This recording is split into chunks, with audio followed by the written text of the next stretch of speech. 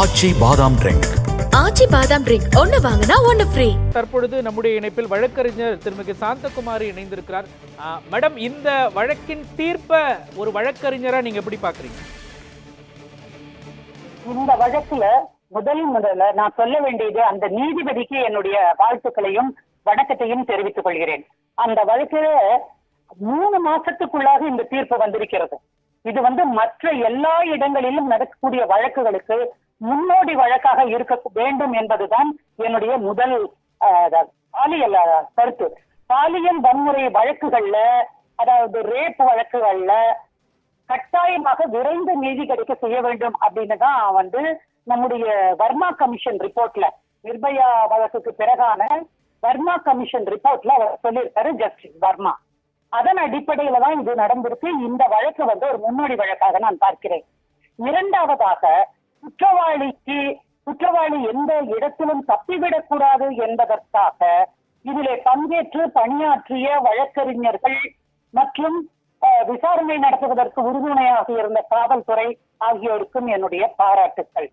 இந்த வழக்குல ஞானசேகரனுக்கு ஆயுள் தண்டனை கொடுத்திருப்பது என்பது ரொம்ப சிறப்பானது.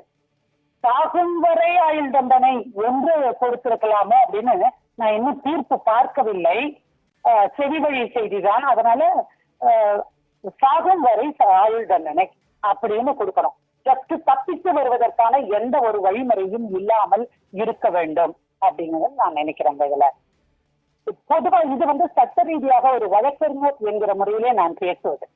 ஆனால் உண்மையிலே இந்த மாதிரி பாலியல் வழக்குகளிலே தண்டனை பெற்றிருக்கக்கூடிய நபர்களை இன்னொரு பொண்ணை தொடக்கூடாது அல்லது ஆபாச வீடியோ எடுக்கக்கூடாது, அதை வெளிப்பரப்ப கூடாது அப்படின்னு நினைச்சோம்னா நாம செய்ய வேண்டியது இது வல்ல சார்.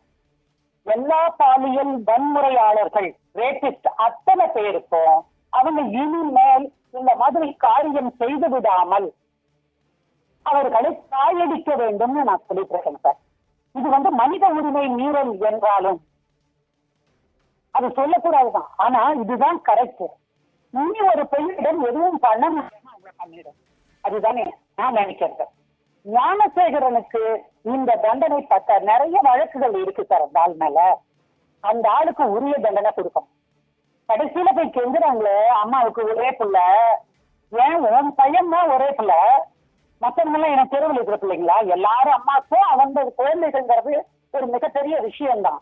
அதனால அது ஒரு காரணமாக, என் பையன் தப்பு செய்யல, இதெல்லாம் ஒண்ணுமே நடக்கல, அவன் நல்லவன் அப்படின்னு யாராலையும் சொல்ல முடியாதுண்டா ஞானசேகரனை பொறுத்தவரைக்கும் மட்டும். அதனால அந்த மாதிரியான வன்முறையாளர்களை பெற்றெடுத்த தாய்மார்களை கூட இந்த தீர்ப்பை வரவேற்பார்கள் என்பதில் எனக்கு நம்பிக்கை உண்டுன்னு நான் நினைக்கிறேன். பாதிக்கப்பட்ட பெண்கள் எவ்வளவோ பாதிப்பு. ஆனா அந்த பொண்ணுக்கு முக்கியமா நம்ம பாராட்டு சொல்ல வேண்டாம்.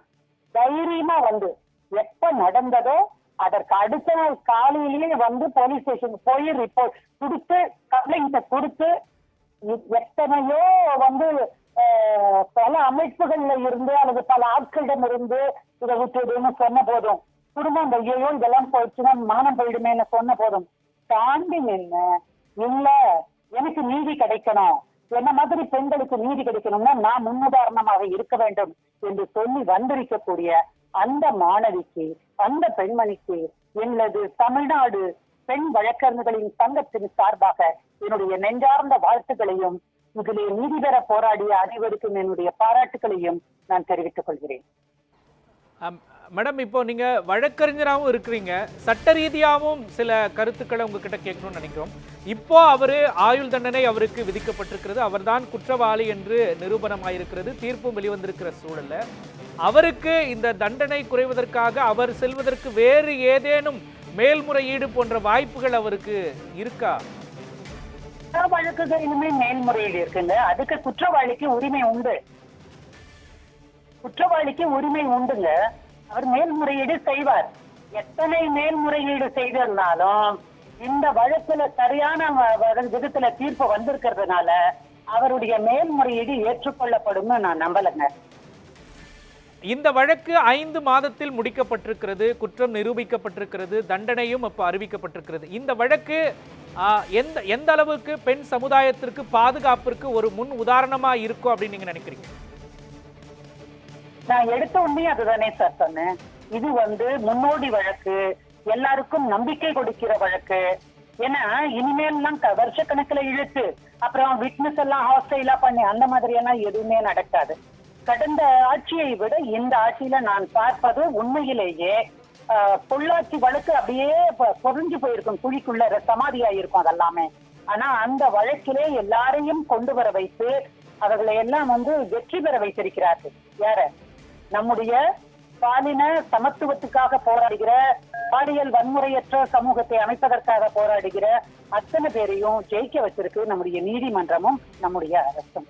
அதனால இந்த மாதிரி வழக்குகள்ல உடனடியாக விசாரிச்சு தீர்ப்பு கொடுத்தவங்களும் சரி, அதுக்கான காவல்துறையை ஏன் நான் சொல்றேன், ஆட்சியாளர்கள் பொறுப்புல இருக்கக்கூடிய ஒரு விஷயம். அதனால அவர்களும் முன்னுதாரணத்தோடு அல்லது எச்சரிக்கையோடு பணிபுரிந்து எல்லாத்தையும் தகவலை சேகரிக்கிறதுனால, அதனால இது உண்மையிலேயே வரவேற்கத்தகுந்த வழக்குதான் சார்.